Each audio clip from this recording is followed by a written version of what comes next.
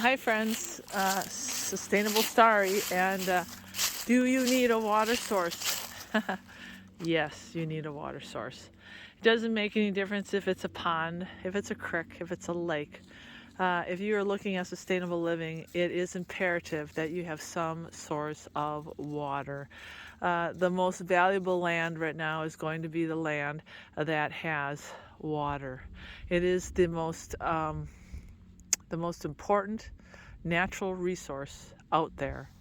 And I remember when I was living off the grid and we had our own spring, and it produced at different volumes depending on what time of the year it was, but we had water.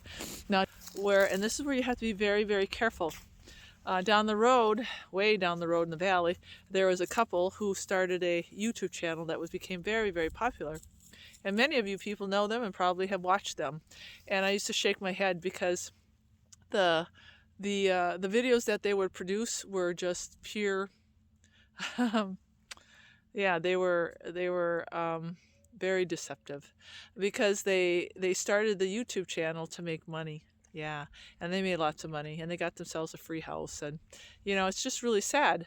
But back then I didn't say one word because it's not my battle. People need to have their own discernment. But the unfortunate thing is, when they talked about water, they were telling people about hauling water, and that's a sustainable way to live off the grid. No, it's not. Hauling water is not sustainable. I don't care who you talk to, even the people who are hauling water. If you have bought a piece of property that doesn't have water and you have to haul water, number one, that's your first mistake. You are just putting yourself in a very compromising position, because now you have to rely on the truck to take you there. You have to rely on putting gas in it, right? Then you have to rely on the water source, which is usually a municipal water source.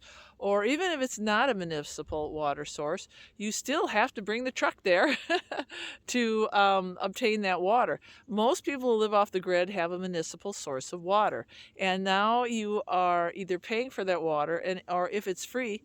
Can you imagine they were hauling their water from town, and the town was putting fluoride in their water, and not only that, but they found some dead rodents in there, and they had to shut down the water for a while. So do you see where we have to be so careful when it comes to our source of information on YouTube? There is way too much stuff out there that is leading people in the wrong direction, and then they go off the grid, they buy land, and they buy land that has no water.